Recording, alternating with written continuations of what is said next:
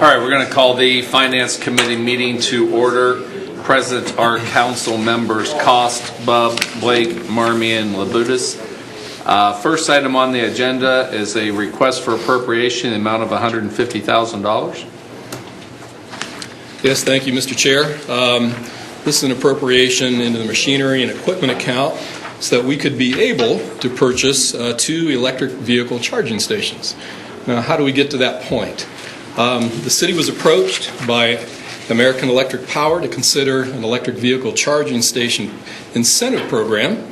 The program would reimburse 100% of all the costs to install up to 2 fast chargers, provided that they are located on government-owned property. I've received some calls from local residences that have a need for a charger, especially in the downtown area.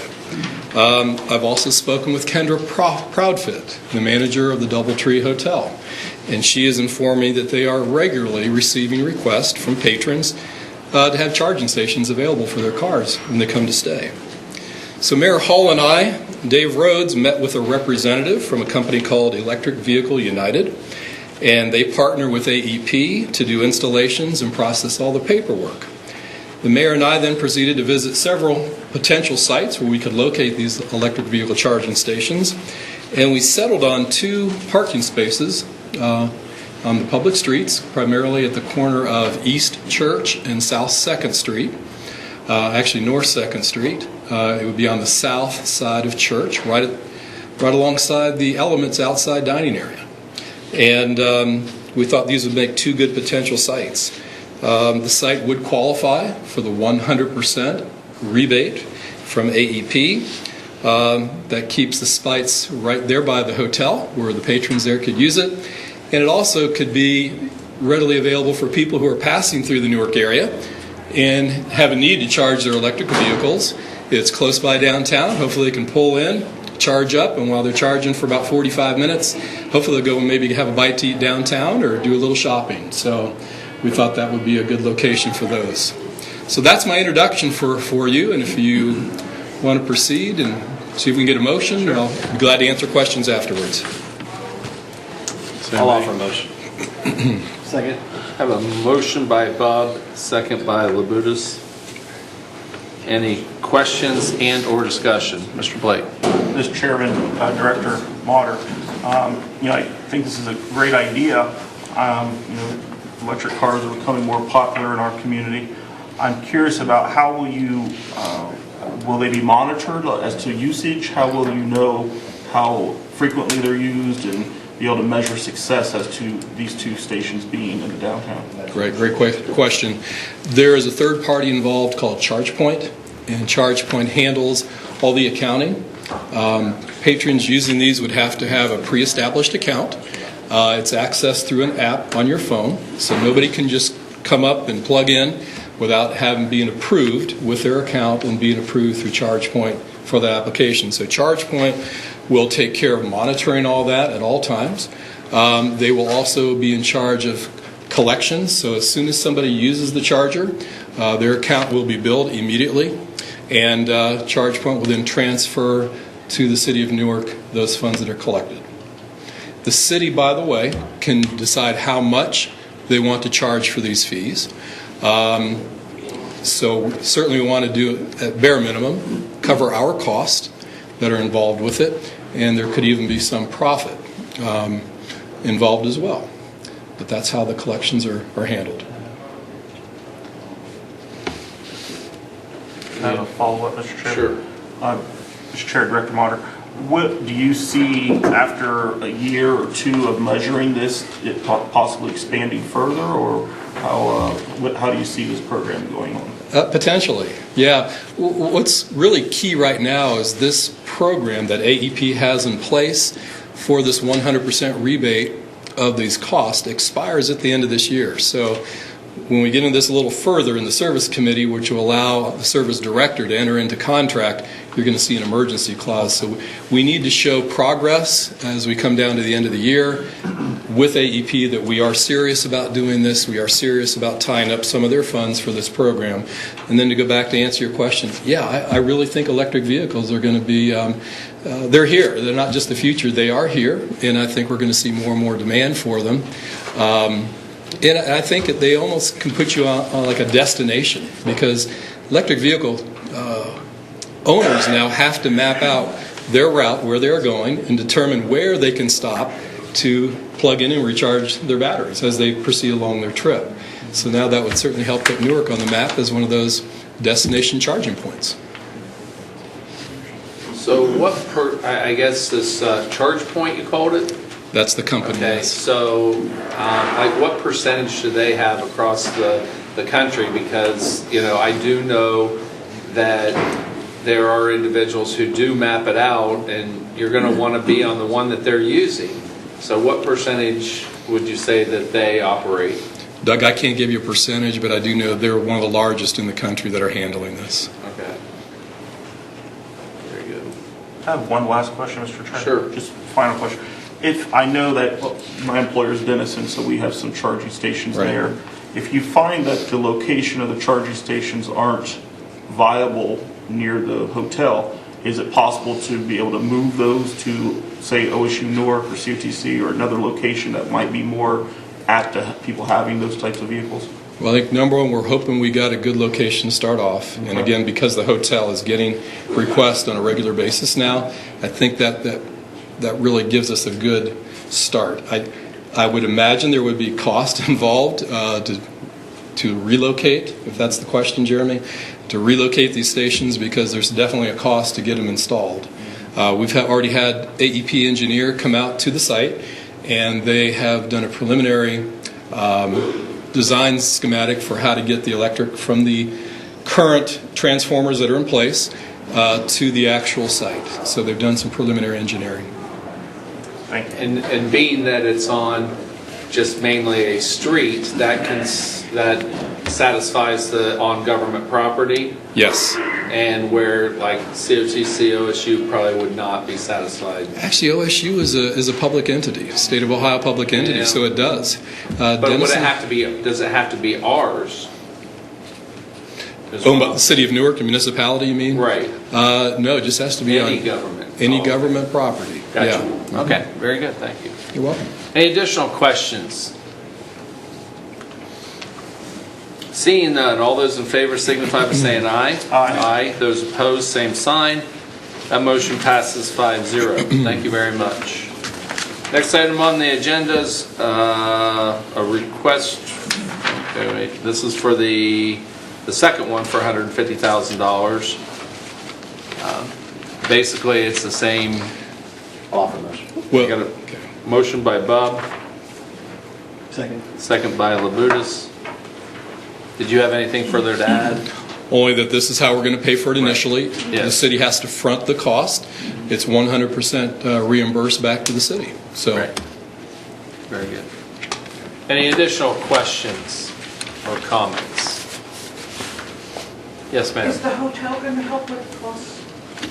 there's no need. It's There's no- 100% reimbursed by AEP. Because it seems like that particular location is quite a gift to the hotel. Well, it's where we think it's most needed for the city, is to that location for those chargers. Biggest thing is that in order for us to generate revenue, we need to have it being utilized. Right. If that's the place where it's going to be most utilized, that's where we want it.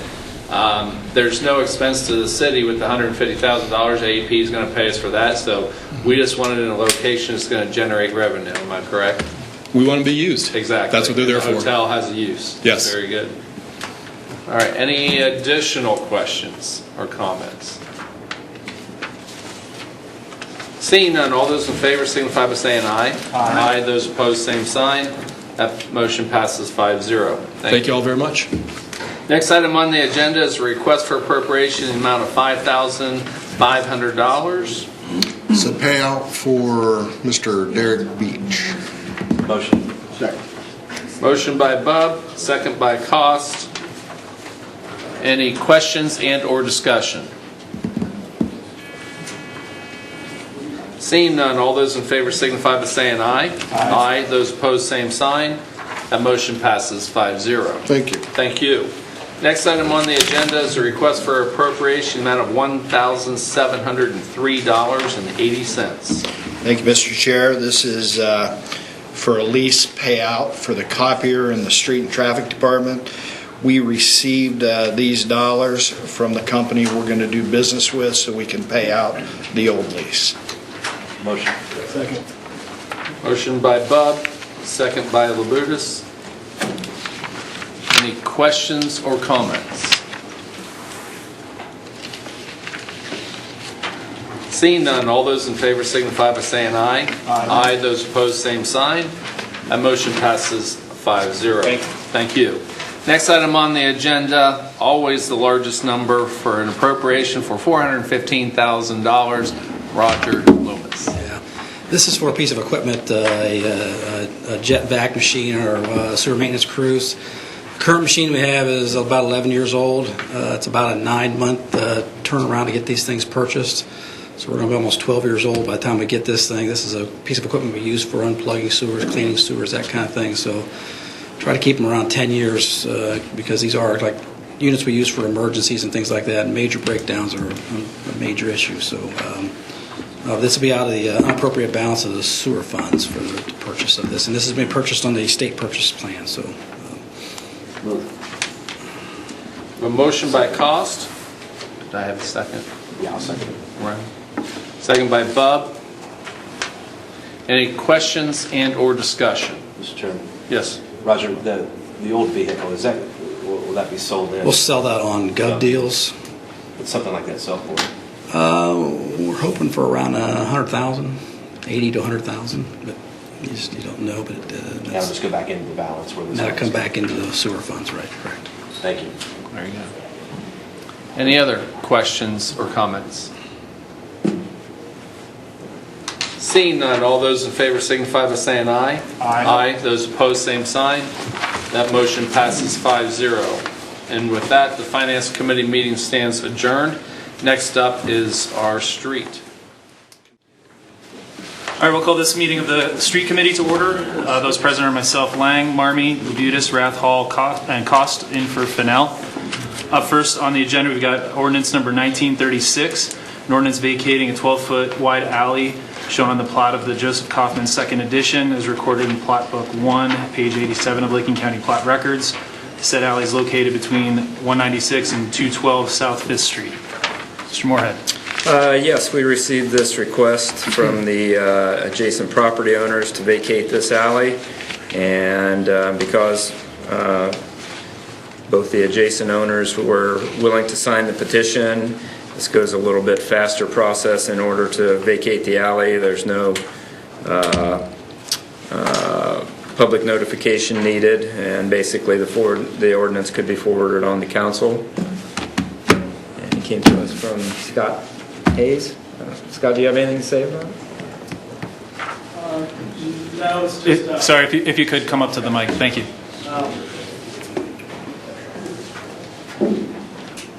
The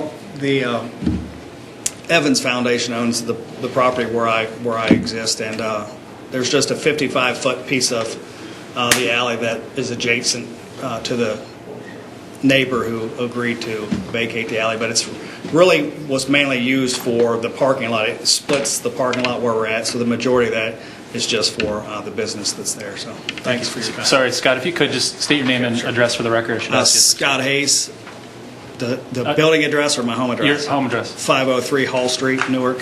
Thank you. Thanks. Any discussion from the committee?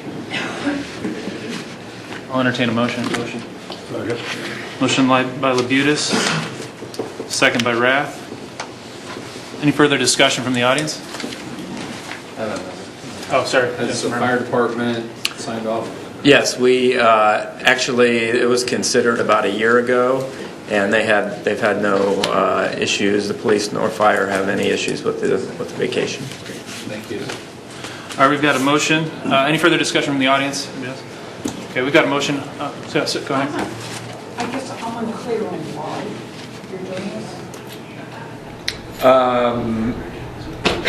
That might be a better answer for that question for Mr. Hayes. The reason why. And sorry, Scott, if you could come up to the microphone, just want to make sure we get it all on the record. Sure. Thank you. The main reason is because we're a daytime drop-in center for the homeless, and we'd like to gate the front just to minimize the people that park in our parking lot and stay overnight. We're not prepared for overnight care for the homeless, and so we're trying to prevent that, as well as we have major trucks. There's actually a neighbor that has a semi-truck that can come down the Conley. Instead, he comes through our parking lot, creating big holes, which is our responsibility as a triple net leaseholder. And it takes all of our dollars just to provide the mission of what we do. So that's the basic reasons. Thank you. I guess I'll just add, Scott, I certainly appreciate everything you guys are doing over there. I think you're doing a great service for the city. Thank you. Any further discussion, any other questions? All right, we've got a motion. All those in favor of sending on to full council signify by saying aye. Aye. All those opposed, same sign. That passes 7-0. This committee stands adjourned. Up next is the Service Committee. All right, we'll call the Service Committee meeting to order. Those present are myself, Rath, Cost, Bub, Blake, and Lang. Up first, discuss Resolution 19-82, authorizing the Director of Public Service to negotiate and enter into contract with all necessary entities and without competitive bidding, subject to the appropriation of funds for the purchase, installation, operation, maintenance, use, billing, and reimbursement of one or more electric vehicle charging station within the city of Newark, Ohio, and declaring an emergency. Mr. Matter. Thank you, Mr. Chair. That pretty much says it all right there. This is obviously the second part of what I was up here before the Finance Committee getting funding for these electric vehicle charging stations. This will just allow the Service Director to enter into contract. And at the very end, as you mentioned, it does declare emergency, and again, that is because of the timing of the funding that's available from AEP is coming to a close at the year end, and so they asked us to show progress, that we are diligently working toward bringing this program to fruition. Okay. I apologize. I came in about halfway through your discussion earlier, so I just have a couple of quick questions. Sure. This is going to be over by Doubletree. Yes. But it'll be street side service, We're correct? going to use 2 city public parking spaces. And we'll have the ability to bill for that? Oh, absolutely. Yeah. And they just pay for it with a credit card? They have an app. The patrons will have an app. Okay. And with that app, they'll have an account established. Otherwise, you don't get to plug in and use electric. I'm assuming this app is probably a nationwide app, and I believe so, yeah. all the spots are landmarked on it. Yes. And so there's a third party, Jeff, that will take care of all this billing, and they'll transfer the funds as they're collected in real time, then they'll transfer them to the city for reimbursement. Very cool. Any questions from the committee? I'll offer a motion. Motion by Bub, Second. seconded by Lang. Any questions from the audience? Seeing none, all those in favor of sending this on to council for a full vote signify by saying aye. Aye. All opposed, same sign. That passes 5-0. Thank you. Thank you, Mr. Matter. Up next, consider Resolution 19-81, authorizing and directing the Director of Public Service of the City of Newark, Ohio, to advertise for bids and enter into contract for polymer for use in wastewater treatment process. Mr. Yeah, Lewis. this is just a standard bid we do every couple of years for polymer for dewatering biosolids at the wastewater plant. We buy this chemical. We buy a chemical polymer to dewater the solids before we land apply it. We had to delay this a little bit, as you may or may not know. We're building new digesters at the wastewater plant. They were under construction for the last year. They are now in operation and operating just fine right at the moment. So that project has been successful, but we do need to bid for the polymer so we can go ahead with the dewatering process again. So any other questions I can... Any questions from the committee? Questions from the audience? I'll offer a motion. Motion by Bub, Second. seconded by Lang. Seeing no questions, all those in favor of passing this on to council for a full vote, signify by saying aye. Aye. Aye. All opposed, same sign. That passes 5-0. Thank you, Roger. Up next, we continue the Roger Lewis Show. Roger Lewis, Water Administrator, will give a presentation on the proposed work for the City of Newark long-term control. We're doing that up here. I'm going to do a PowerPoint presentation on this. This is a project that's been ongoing for a number of years. Started our first projects in 2004 as phase one of our long-term control plan. We've spent about, that first phase, we spent about $35 million. We've spent about, $25 million in the downtown, so we're well into this project. This is the kind of the final phase of this that we've negotiated with Ohio EPA. And basically, the reason we're doing this is because this is a mandated requirement by federal EPA that Ohio EPA is putting down to us, and we're doing this through a compliance schedule in our MPDS permit. Our MPDS permit is our permit to discharge. So some cities have elected to go to. If I can interrupt, just in layman's terms, I'm assuming this is the sewer separation project mandated by the EPA that we've been talking about for the last 5 or so years. Yeah, for about the last 10 or 12 years, we've been in the sewer separation projects. Yeah, that we've been doing. This is the final phase of that. It's called the long-term control plan. That's what US EPA calls these, and the goal is to eliminate combined sewer overflows.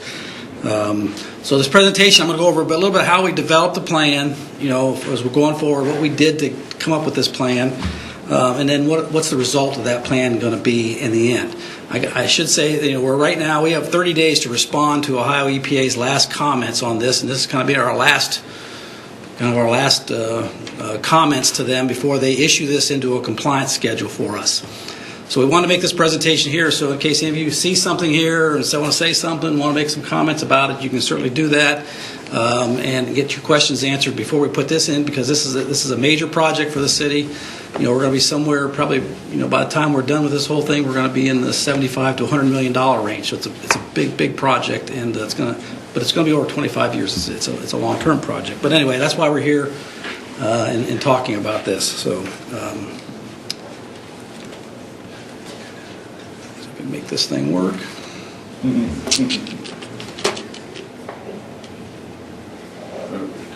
All right. So just a quick overview of the system, just so you can kind of get a feel for where all this work is going to happen. If you look on the screen here, and again, we have about 220 miles of sewer, but most of the work is going to be concentrated in the area that you see in green. And again, that's some of the older sewers in town. Of course, that's when they were put in originally, and so that's why they're old. They're close to 100 years old, and they were put in as combined sewers way back when. And so most of our work is going to be concentrated in that downtown kind of area in the center of the city, and we've got 27 of these combined overflows that we're going to be working with to try and reduce the overall overflows within the system. So just, I'm not going to really go into this in great detail, but how did we come up with what we wanted to do? We took and looked at all the projects. How do we meet the US or the Ohio EPA regulations of getting down to the frequency and volume of CSO discharges to meet the compliance, so we can be in compliance with the regulation. And we took a look at projects that would be the lowest cost and the highest impact. And so you look at the knee of the curve kind of thing, and that's why we hit most of the projects would be below that knee of the curve kind of thing, where we're spending the lesser amount of money and getting the biggest impact kind of thing. And then as you get to these last projects in the end, we spend lots of money, not a lot of benefit in the end. But so that's what we're trying to do, is get the projects that have the most. And basically what I'm saying here is, we're doing the most bang for the buck kind of thing in these first set of projects. So and I'm just bringing this up as this is how we developed this plan. It wasn't we're not just throwing darts at a wall here kind of thing. So the second, what we think we're approaching this project as is an integrated type project. There are things you could do to meet the requirements, to meet the regulations. You could build tanks, you could build some bigger pipes, but you still end up with a lot of aging infrastructure within the city, similar to what we had downtown, sewer collapses, all those kind of things. So we're trying to integrate replacing some of our integrated infrastructure, or some of our aging infrastructure, as well as trying to meet compliance with the combined sewer overflow regulations. So kind of an integrated plan. Some of them we're doing to replace some infrastructure, but what down the road will help us by get complete separation of those sewers. We can't completely separate them unless we put in new storm and sanitary pipes. But also then, as well as doing some of the things that would take care of reducing the overflows on a more immediate basis, if you take a look at our system, we've got over 200 miles of sewer. In theory, you got to replace 2 miles of sewer every year to keep your sewer less than 100 years old. That's what you got to kind of do. And so we're looking at 2 miles every year. I mean, if you're not doing that, then you're losing. You're getting older and older and older. Kind of like with streets and everything else that goes on. You're getting older and older. So this also helps us replace and meet those goals of replacing sewers as well as we go, so we get a better system as well. So.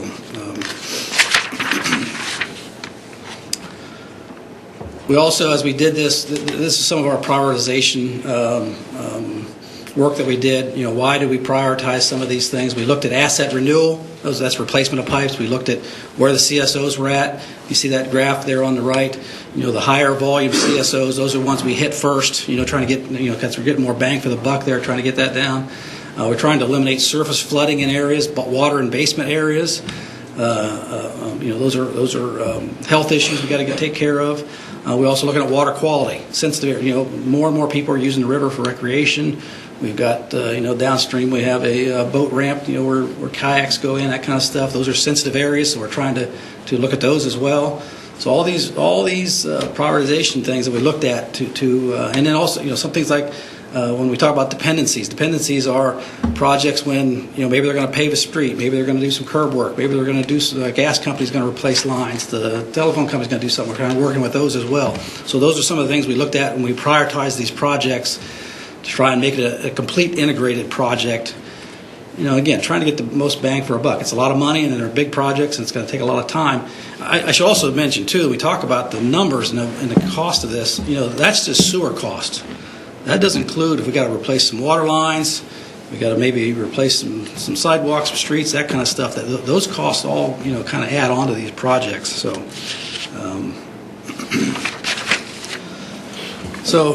final kind of thing we did was we looked at, okay, and what we're going to propose in this plan is we're proposing that we do these in 5-year segments. So every 5 years we do a certain number of projects. And I know that's hard to see, and it's really not that important to see because we're going to go through all those projects real quickly. But we took a look at how much do they cost, what the debt's going to be, how can we handle that debt, how do we pay for that debt, and try to spread those costs out over a number of years. And then at the end of every 5 years, we evaluate all the projects that we have done and look at the next 5 years. Okay, here's the set of projects we want to do. Does it make sense for us to go ahead and do those, or should we move some of these up or down, kind of do things differently? Maybe we got a lot more funding, maybe we got a lot less funding. Let's move those around, but we have to get these done in a 25-year time frame, and we're going to kind of do it in 5-year segments. So that's kind of a quick, brief overview of how we came up with the plan and what we're going to kind of be doing to meet our regulations. So some of the things that we're going to be doing, just give you an idea of, and some of these are currently underway. We have some projects already under contract, and some of the work is being done by some of our own folks. But cleaning of some of the sewer, doing some what we call heavy cleaning of sewer lines to get better capacity into the sewer lines. And so those are things that we can do ourselves. We're going to start doing this kind of work in a few areas within the plan, so we get better capacity in our system with heavier cleaning on a more regular basis, kind of thing. This project is again more cleaning in more areas. This is in the down around the I believe this is Wilson Street area, Jefferson, kind of that area, and so these are some areas that will be cleaning the sewers. One of our big projects now that is currently under contract, and where the contract has already been awarded, is to doing some work at plant optimization. We have a project that right now is called Siphon and Interceptor and Siphon Optimization Project. Basically, we're going to be removing some weirs, doing some things at the plant so that when it does rain, more water can get to the plant, and we can treat it at the plant a little better. So instead of flowing out into the river, we're going to treat it at the plant. And so we're going to make some adjustments in how we run the plant, make some adjustments in some of the weir levels and some of the infrastructure that's there. So again, this is kind of a similar type project. This is projects at the wastewater plant and at junction chamber number 1, which is down at the confluence of the North and South Fork. So, and also part of that, this is Ohio Street Bridge. Many of you probably don't know we have 5 or 6 siphons underneath under that river there. Wouldn't know why you would know that, but we do.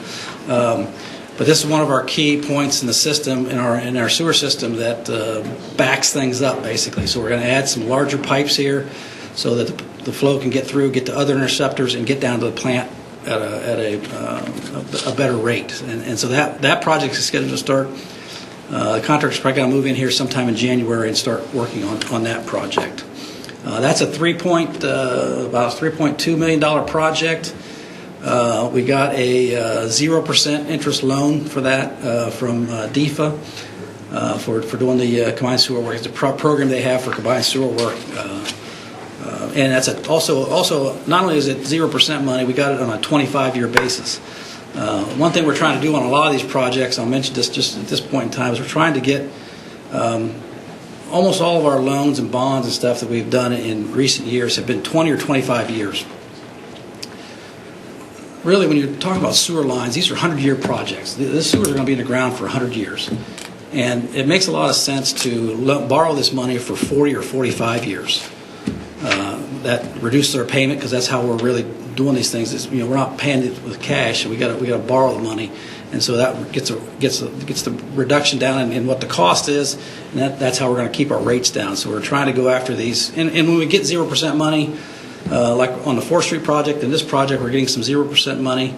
And as many projects we do right now, as of today, the loan rate for through Ohio EPA and DEFA is around, I think it's 2.3 or 2.4 or 1.3 or 1.4%. So very good. It's kind of incentivizing us to move forward on some of these projects. So it makes a big difference in how we do our projects. So Assume those are fixed for the life of the loan. yes.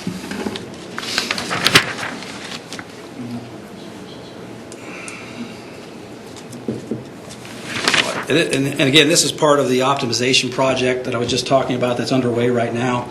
This is a matter of just diverting some flow from one CSO structure into some interceptors. If you remember some of our first projects that we did a big interceptor along the Raccoon Creek, along the South Fork of the Licking River, from the Raccoon Creek down to the confluence. This is getting flow from the Jefferson Street, Wilson Street area over into another interceptor that gets it to the main interceptor, which gets it to the plant a little bit better. So a lot of these projects that we do are building on, we did some of the original projects so that we could build on these projects. And then again, some of the projects we're doing now we'll be able to build on later kind of scenario. So this is the next big project. We're going to be bidding this one in December. This is the 4th Street project. Again, this is a good example of, yes, this is taking care of a CSO down at the, what we call CSO 14, which is the pump station for the flood control. But this runs all the way down from National Drive all the way up to 16 and Granville Street. And that'll be a project that's going to be about a 3-year project that's ready to be bid here first part of December. And will probably be under construction by February or March of next year. So big project for us, but it's one of these projects that we're replacing aging infrastructure, but also dealing with CSOs. We've had a number of collapses on this line. Just as an example, when we went to when they built the police station over on 4th Street, we went to tap into that main over there and got into the sewer line, and I can't remember exactly, but it was about 50 feet of that top of that sewer was missing. So it's one of those things that keeps you up at night thinking, man, I hope, we fixed it there, obviously, but you just don't know what's going to happen with these old brick sewers and stuff. So this is part of that whole integrated plan, doing and at the same time on this project here, we're also replacing the water mains that go down through there, because again, those water mains are in the close to 100-year-old range, and so we're replacing that. It's a main road. We don't want to be digging it up again. And so those are the things that they're going to go along with this overall project. So construction on this is tentatively scheduled to start when? Well, we think it's going to begin, it's going to bid in December. The loan award will be in January, and we're guessing that the contract would start fairly quickly after that. So it would be, March, April kind of thing. There's a lot of structures to buy and things like that, so it may be slightly longer than that. What's the length of? At least 3 years. What was the purple and the light green? Well, The two different colors? yeah. The purple is the downtown project. Oh, it That just. work's been done. And we'll come to this screen. This graphic will come back up again because there's some work on South 2nd Street that has to get done to complete the separation of the downtown. So it goes from downtown down to the interceptor at CSO 13, which is at South 2nd and Ohio Street. So, yeah, we're kind of trying to do it. This is the final of the first 5-year kind of project, and that's doing some work at this is at the flood control station, doing some work on the underflow line to get more flow. Basically, a lot of these are trying to get more flow into these interceptors. These original interceptors we built, trying to get flow into there to get them down to the plant. And some of these are integrated with. This is going to be integrated with the 4th Street project. We're doing this at the same time we're doing the 4th Street project. So we're trying to combine. We're trying to combine some of these projects, but trying to also do some of them at different times. So it's a lot of a timing issue, that kind of thing. So, and again, this is not a final plan because we're still getting comments, and EPA may come back and say, well, no, that plan's all wonderful, but here's what you're going to do, kind of thing. And so we're just trying to present what our plan is at the moment, right? So.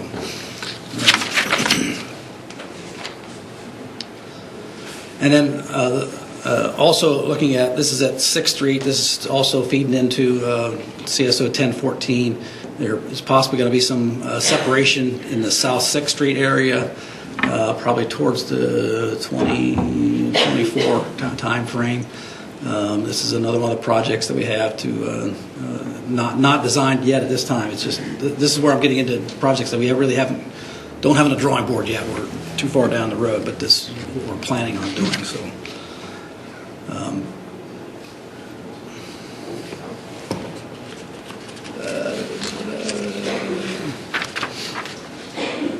Yeah, this is just again some diversion of flows into some of the main interceptors. I will say, as I'm going through this, and I know you got a copy of the presentation, but we're also going to have this online. So there'll be an interactive map that you can press on these areas and see what they are and see what the costs are. So you see these things, you come back maybe a couple days later, and you're going to go, well, that description is going to be on there. It's one thing EPA wants us to do. So then we get into the second 5 years. Now, one thing EPA has requested, we bump this up on our schedule. This is north of downtown. This is State Route 13 north of town. They want this area. They feel like this is a more critical area, and they want us to start doing this a lot sooner. So that may end up in the plan being done a little bit quicker than 2029. But this, again, will be a major project. This is Route 13 north, and then we'll be doing Rugg Avenue, Jefferson Street, and Fairfield Avenue, those areas up through there, shortly after we get done with the probably the Route 13 project going south. So, but this will be a lot of neighborhood work as well, too. So. Again, these are some of the projects that will happen. This is a little siphon at the end of Franklin Avenue. It's just upgrading that siphon. Again, another way to get more flow into those interceptors that we've built so that we can, and some of the things you could do, I mean, these are some things we're doing right now. Eventually, you're probably going to have to come back into the Prospect, Gainer, those areas to separate those sewers, because those are still combined sewers in those areas, and eventually that's probably got to go back and do that somewhere down the road. So, again, similar kind of situation here at this is at Spring Street, and there's a Spring Street siphon that we're going to upsize to get more flow out of that area. Again, that area at Summit, Leonard, Spring, that's all still combined sewers. Eventually, that's probably going to have to be separated somewhere down the road, and maybe it gets included as part of this project, depending on how financing goes and timing goes and all those kind of things. But our plan right now is just to upsize that siphon there. So. And then this is the project I said we're going to come back to. This is the South 2nd Street Interceptor.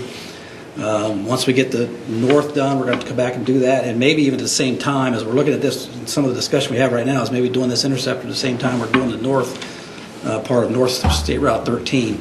But our plan right now is to do that in the second 5 years, but that could be 5 years from now, right? So,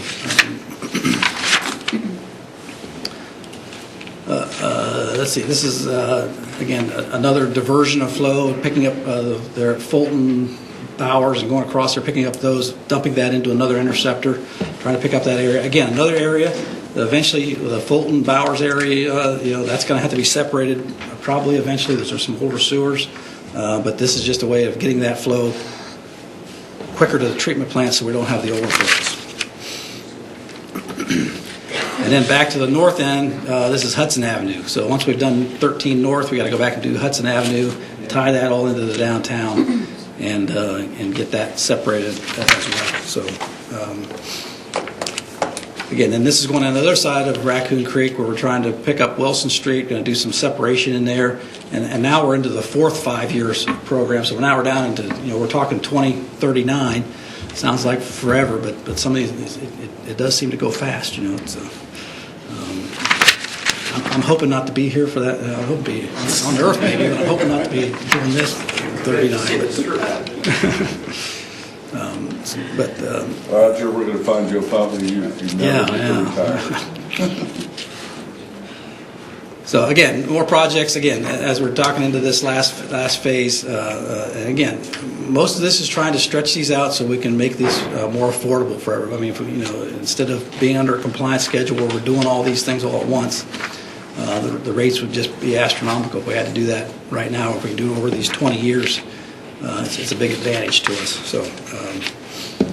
And then going back above North State Route 16, picking up, there's some CSOs there at the High Street area where we're picking those up and putting those back into the work we've done on Hudson Avenue and Mount Vernon Road. That ties back into there. So you can see some of these projects get topped on top of each other because we got to do some of the stuff first and then do these later. So.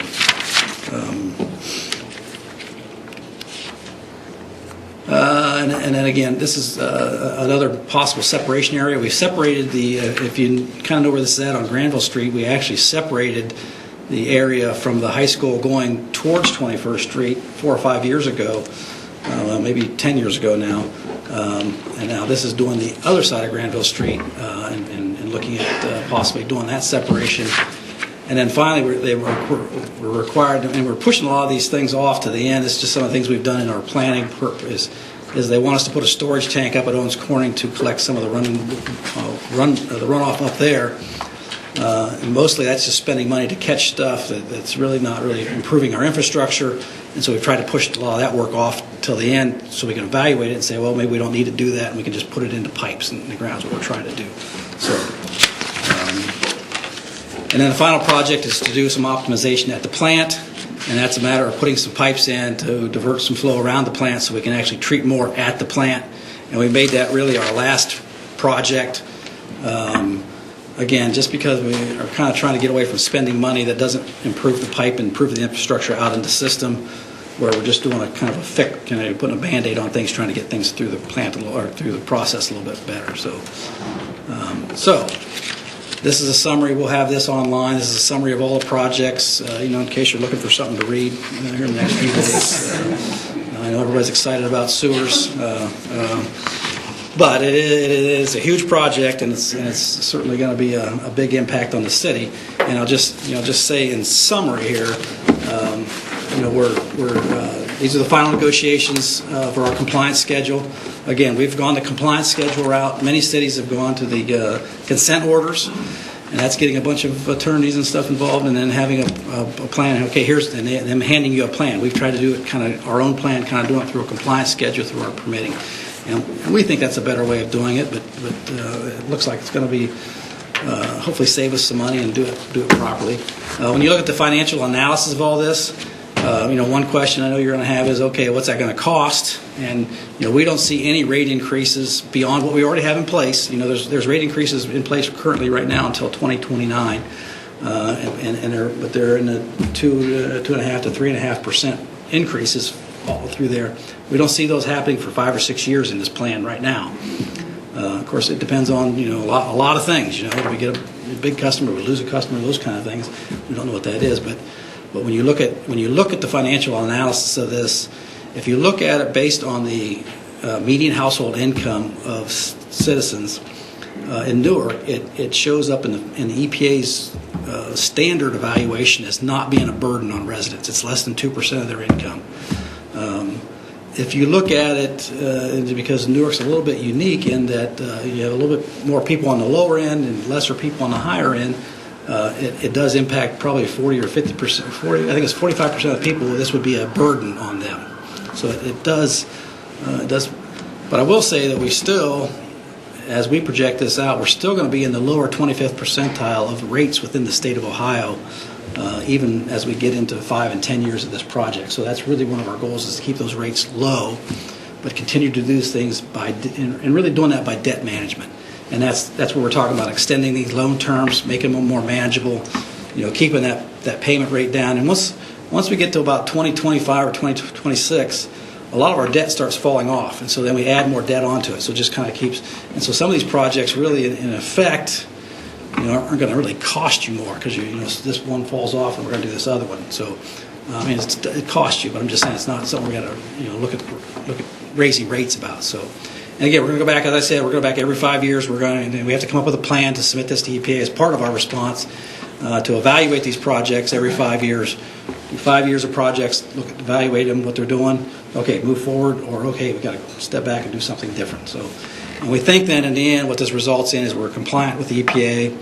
What I didn't put up there was we think we're going to be compliant with these mandates. We're also going to have a better system, and we're not going to have extremely high rates either. So that's kind of our goal in the whole scenario. So with that's how you spend $100 million. So I take any questions if you have any. Like I said, we will put this up on the website that has all these projects on there. Again, we're going to make a response to EPA here within the next 30 days. Give me any comments you have. Take a look at the stuff. You've got the handouts, and of course, one of our requirements is to have a public hearing about these things and let people know. So that's what this is. We're letting people know about what we're doing. So, okay. Well, Roger, it's always a pleasure to hear from you, and obviously these are huge projects, and we appreciate you being around and handling them as well as you always have. We know it's no small undertaking, and you do an incredible job of managing those, as well as managing our debts and keeping our rates low for our citizens, and that's much appreciated. All right, thanks. Are there any questions from anybody on the committee? Any questions from the audience? You can come up to the podium, state your name and address, and then have a seat, and he'll answer your question. Thank you, that was great. Rochelle Volan-Smith, 237 Violet Court. 2 questions. One is, I think this is wonderfully comprehensive, and it's certainly covering a lot of areas, that are 150 years and all old and certainly needed. But I missed the east side coverage somehow. And the other thing is, I was wondering how traffic was going to be managed for these projects. If you want to have a seat, you can talk to I'll answer the your city question. engineer about the traffic situation. Maintenance of traffic is a major deal, especially on projects downtown, and that's going to be. We'll have a plan for that, and that's Nick Schultz is a guy that usually looks at those, and we have it. So we will have a plan for maintenance of traffic. East End, the East End was separated. Back in the late 80s, late 70s actually. One side of East Main Street was separated, and then back in 80 or 90, back in about 2004. About 2004, we put a diversion channel, or put a diversion pipe in down basically where the railroad station is down there, and we diverted the flow from the CSO there into the main interceptor that we had built about a year before that went to the plant. So right now, the CSOs on the east side of town are not active. So that's why, and that's a good question, why didn't we do that down there? Well, we didn't do that because they aren't active right now. Will that stuff need to be replaced at some point in time? Certainly. As of right now, it's not overflowing. It's going to the plant. So that's why we didn't include that in there. So I just hope you're training a good replacement. what's that? I just hope you're training a good replacement, or two. Well, Or you're four. flying here forever, right? Okay. Hey, one final question, please. We still have another committee to go through and running out of time. Hopefully, this will be very simple. My name is Stephen Smith, Stephen Smith, 237 Violet Court, Newark. You said this would not be a financial burden on residents? Nope, that's not what he said. No, I said it's going to be a... You dropped something on the floor. If you want to pick that up on your way back, he'll answer your question. According to the EPA regulation, when you look at the median household income, we do some formulas. You look at what the median household income, and it has to be less than, the rate has to be less than 2%. If you look at everybody, it is below that 2% when you do that. One of the arguments is, okay, that's all fine and dandy, but, and I kind of explained this to somebody. I said, if Bill Gates moved into town, our median household income would go whoosh like this, and so all of a sudden nobody's under that kind of thing, so higher incomes kind of skew that a little bit. So if you look at the lower, I think it's around 40% of the income, it could be a what we would call, I think it's called a medium burden on those. So it is a burden, just like any other bill is a burden on, any bill is a burden, right?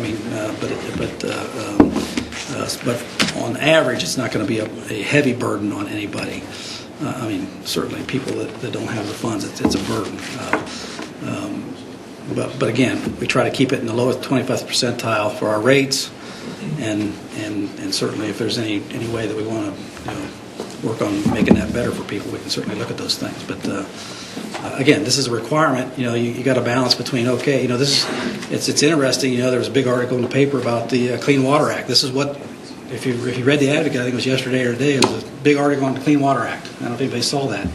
This is what this is. This is the Clean Water Act. This is what you're doing. You're keeping the waters clean, and so if you want the waters clean, it costs money, unfortunately, and that's what we're doing. So Again, thank you, Roger. Service Committee, any other comments from the committee members? Okay, Service Committee is adjourned. Up next to be Personnel. Thank you. Okay, it is 6:40, November 18th. We will call this Personnel Committee meeting to order. Those present are myself, Ryan Bubb, Jonathan Lang, Mark Labutus, Dee Hall, Bill Cost will be filling in for Sean Fennell this evening. First item for tonight's discussion is Ordinance 19-34. It's an ordinance setting compensation and stating policy with respect to certain appointed positions of the City of Newark, Ohio, repealing all ordinances and resolutions in conflict herewith.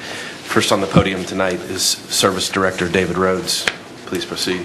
Thank you, Mr. Chair. This is, I don't want to say the beginning of a process, but 2 weeks ago we had Judge Stansberry come in on a position that we asked council to create, or what he asked council to create, of which the administration is sharing in the cost with the courts. Tonight we're looking to adjust some appointed and elected officials' salaries. Next week we'll be in to create a new position. Hopefully shortly after that, or after the first year, we'll have union contracts that will be negotiated. Here tonight to speak about it from the Law Director's Office is Doug Sasson. We have Lori Rusted here. We have Steve Baum that's here too, can answer any questions also. Thank you. Mr. Sasson, if you will proceed, please.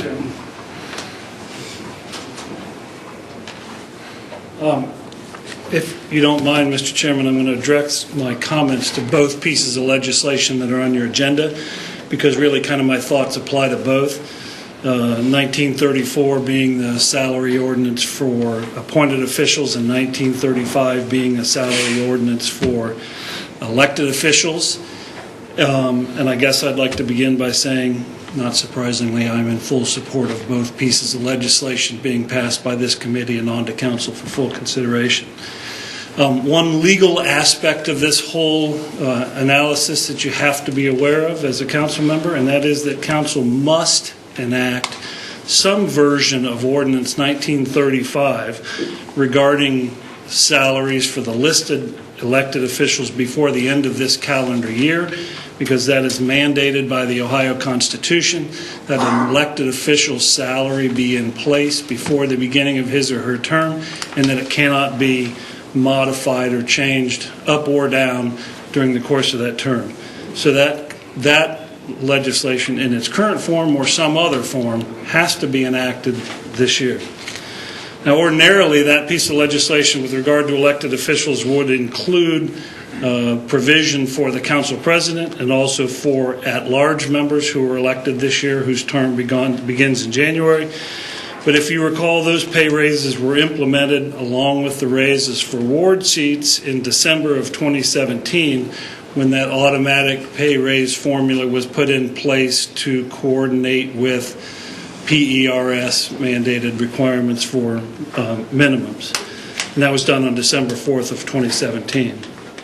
But my comments to you tonight really come to you from my position as law director, and will essentially address the adjustments pertinent to me, my office, and my employees, although the logic of it will in some ways apply to all of the positions contained in both pieces of legislation.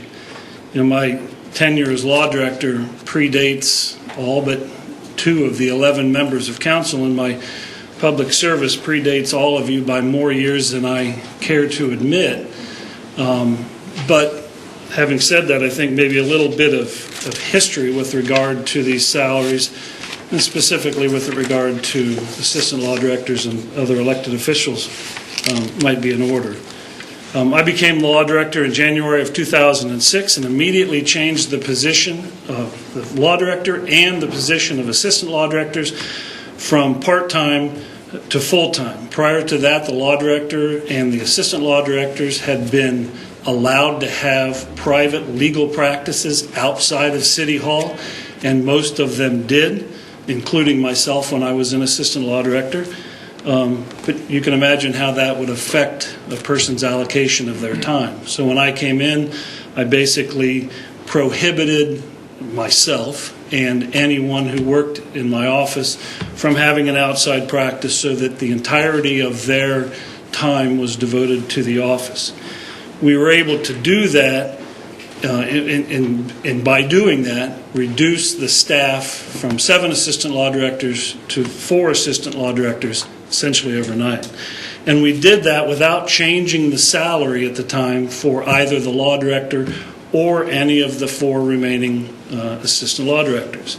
And we've been able to do that without coming back to City Council for an adjustment to those salaries for the intervening 14 years, other than for the assistants, the normal cost of living adjustments that have gone in for all employees at the city.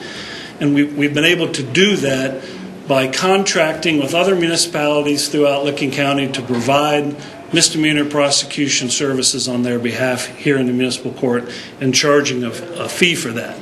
The revenues that we receive from providing that service are used to enhance the city's general fund, offset some of the costs associated with that, additional printer, additional paper, additional postage, and also to enhance the salaries of the assistant law directors, not mine, because mine can't change during the course of the term, but it's been used to enhance the salaries of assistant law directors to reflect the additional work that they're doing as a result of those contracts. Now, having said that, each one of these contracts with each of these municipalities have to be renewed every year. And circumstances and personalities change here and in those villages and other cities. And as a result, there's really no guarantee now or at any point in time that those additional revenues will continue to exist from year to year. I don't worry currently about the loyalty of my staff. I've been with most of these people for at least the 14 years that I've been law director, and some of them longer than that. So I don't worry about their continuity if we were to lose those revenues, but it would be extremely difficult to retain sufficiently trained and qualified attorneys to do the work that they do, which is principally criminal prosecution, if we didn't have those revenues. And I guess I'll just throw in a little sales pitch here and let you know that the attorneys in my office right now currently bring to the table over 125 years of combined legal experience, which I think has some value. So even with these additional revenues, the current salary structure, in my opinion, does not reflect what I feel a person as assistant law director, and quite honestly as law director, and with their level of training, experience, and expertise, what it warrants. I think it's time now for the city to address this foundational salary structure for assistant law directors to ensure a level of continuity with those persons.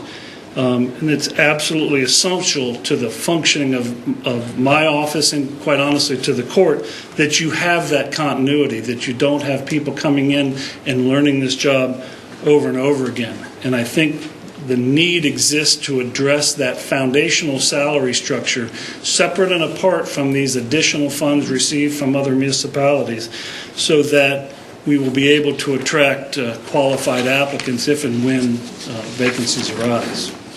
So I believe that the proposal before you tonight, Ordinance 19-34, does exactly that. I'd ask that you support the adjustment for those positions and to, quite honestly, adequately compensate the work that's required of each assistant law director and to pass that ordinance on to full council. I think it's equally important that this council review and adjust the salary structure in 19-35 for the law director, the mayor, and the auditor, as well as in 19-34 for the various department directors. And you'll notice I didn't accidentally say for the positions of law director, mayor, auditor, and department heads. I said that on purpose, because it's not about the person that's in the job, it's in the position. Because again, personalities come and go, and it's important that we be able to attract quality people to these jobs.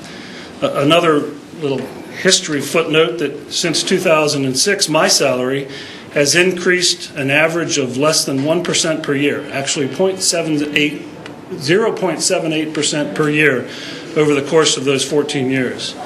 And I've had no increase in my salary over the past 8 years. And I believe that's true of all department directors, the auditor, and the mayor as well. Now, we all know that circumstances vary over time with regard to budgets, including expenses and anticipated revenues. And a conscious decision was made by me and others, including the mayor, including the auditor, including the department directors, as a result of some very tough economic times, that no raise would be sought or accepted under such circumstances. And that's exactly what happened. We weren't blindsided. It was a conscious decision that was made. And this same decision was made by council members at the same time. But for me and for you, I'm sure, this decision was an effort to set an example in what were really very difficult times for the city of Newark. And for me, with the expectation that improving circumstances would rectify any resulting inequalities. And after 8 years, I believe the time has come to rectify those inequalities with regard to the salary structure for the listed officials and the department directors, just as council did for its own salaries in December of 2017. And again, I say this not just really for me, but instead with the understanding that I'm not going to be the law director forever.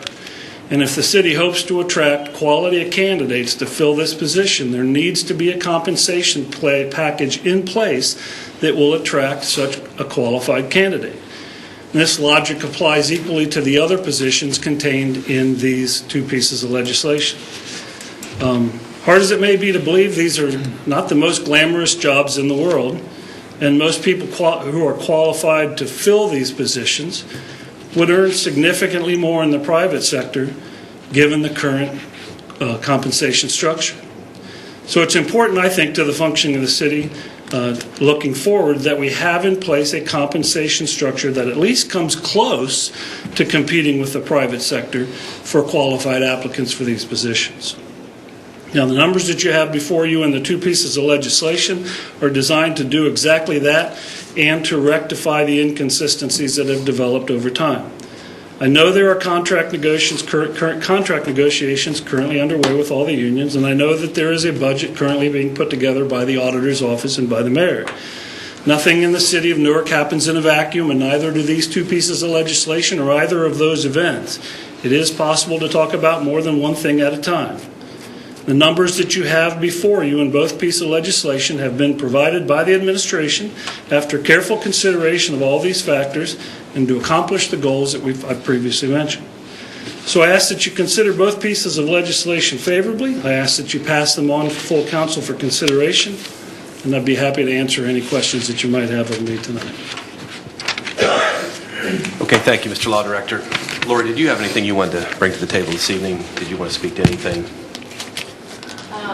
Just one of the things that, I need to get up there, don't I? Sorry. Yeah. I am standing,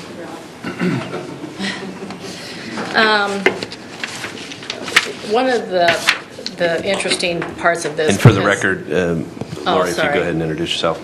Lori Resta, Deputy Auditor. Is that all you need? Yep. Okay. We took all the contracts that we had from 1992 to 2019 and kind of looked at everything that we had. Management supervisor asked me, please fire, non-bargaining, elected, appointed. So looking at those scenarios in just management and supervisory, over the course of time, they got an 83.5% raise compared to what the elected over the time, 66.50. And the same way with appointed at 72. So, and then in Mayor Hall's team, they got 0.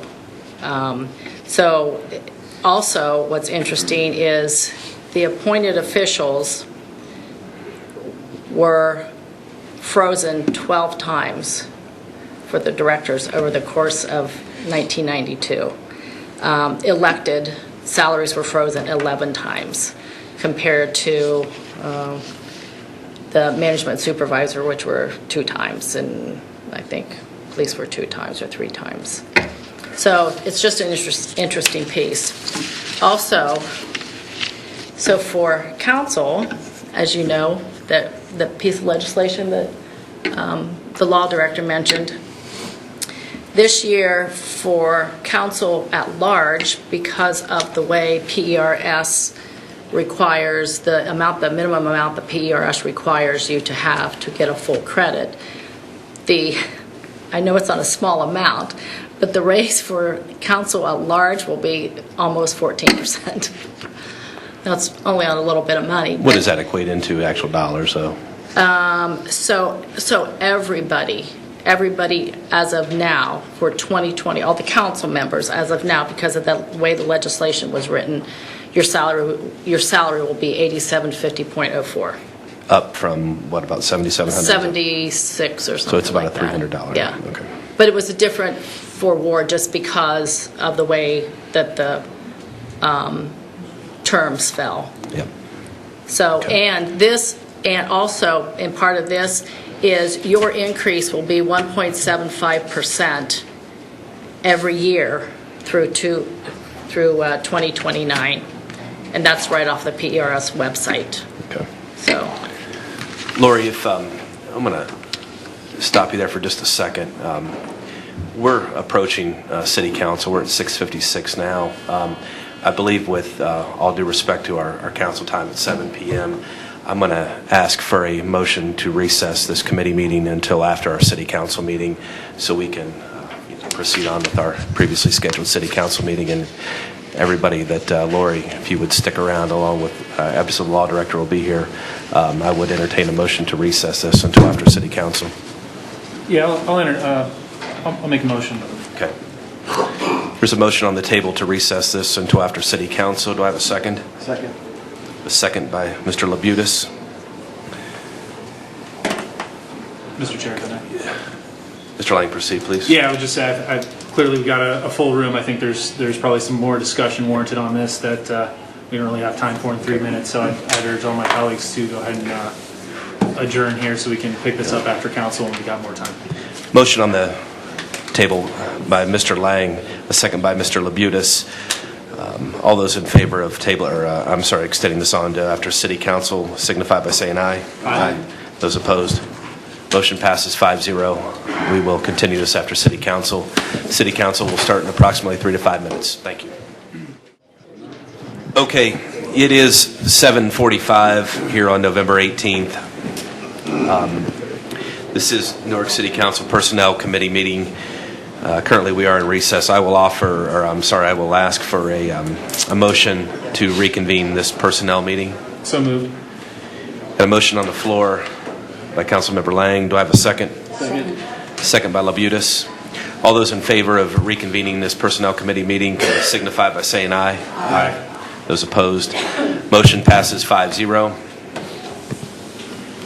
Okay, with that being said, when we delayed the meeting earlier, Lori Resta from the auditor's office was at the podium. Lori, do you want to continue on any of your presentation? Okay. Does anyone else from the administration have any thing they would like to present this evening? Safety Director Steve Baum. This is Safety Director Steve Baum at the podium. Steve Baum, 40 West Main Street.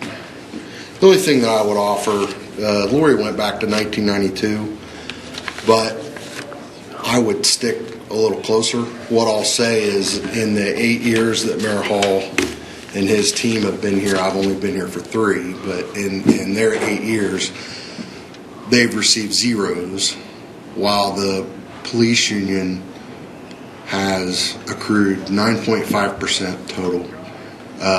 More if you add it, if it's 1.75 on 1.75 on 1.5, you end up with more than 9.5. But if you add them down the column, it's 9.5, and fire has accrued 10% in increases. If you go back one more year until the year before Jeff Hall took office, the police raises jump to 17.6%, while fire goes to 12.75%.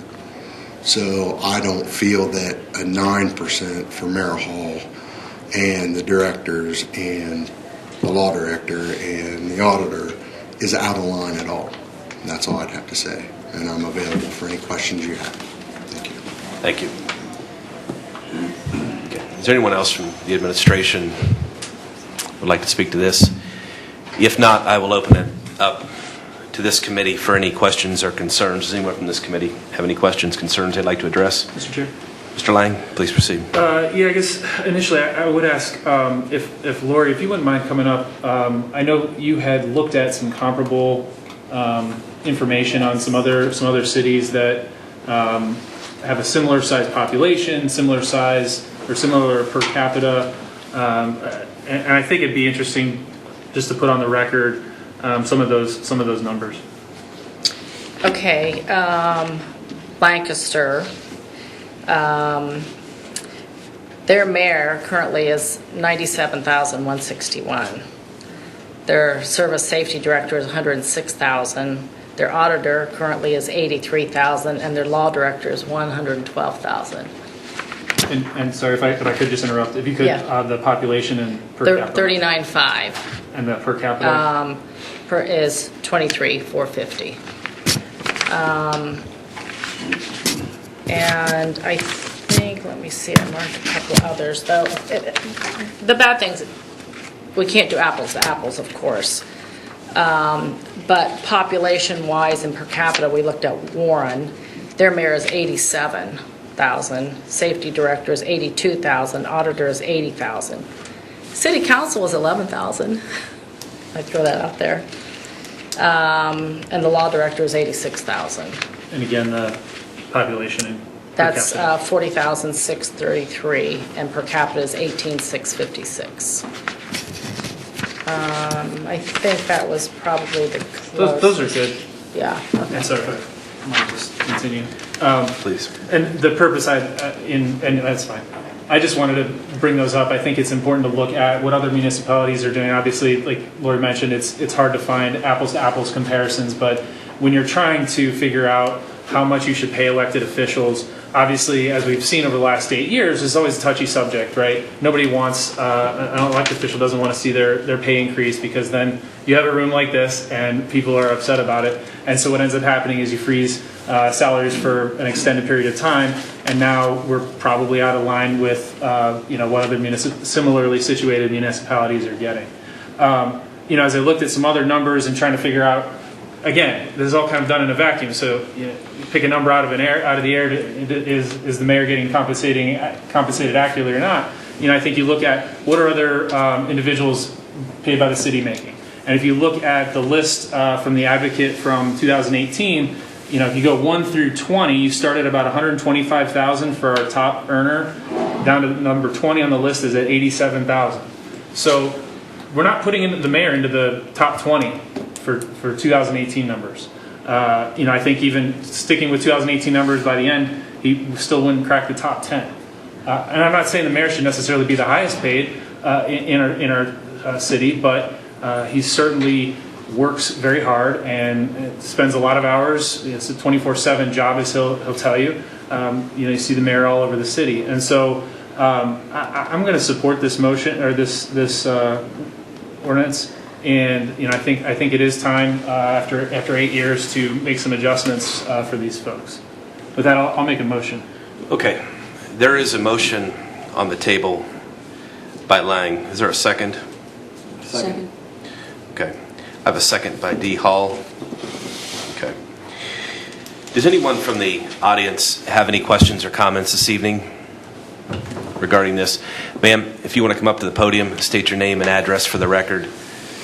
And again, a reminder, this legislation that we're speaking to right now it pertains to the Assistant Law Director, Deputy Auditor, the Director of Public Service, Director of Public Safety, Human Resources Director, and Director of Development. Ma'am, you can proceed. Carolyn Cook, 898 Lake Glow Court, Newark, Ohio. And what I was wondering is, when you compared these other cities, like what are their firefighters, what are their police officers making in comparison to the mayor's salary? The elected officials making compared to those people who work for the city? That's just my question. I don't think we have those numbers included. Yeah, ma'am, I don't believe we have these numbers included. These were just, these positions just were correlating to the other positions, from other cities that pertain to this legislation.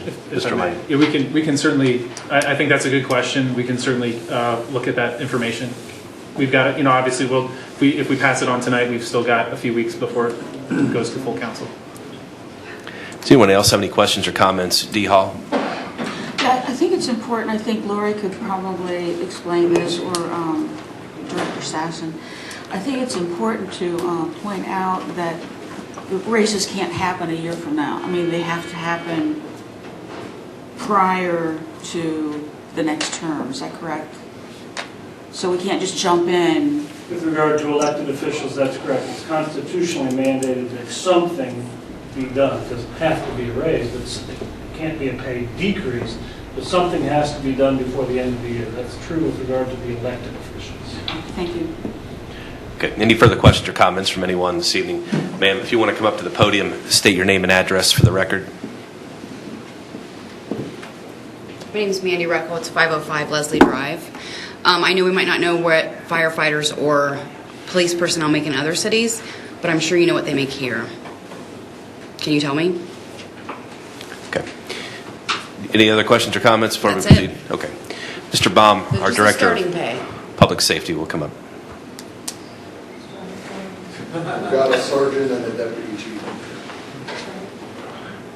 Nobody knows what the starting pay It's is? a collective bargaining agreement. I mean, I don't have it memorized. I couldn't tell you what the starting pay is. Police talk Ma'am. about it in the 50s. Yeah. Laura probably does. Ma'am, if you... Yeah. I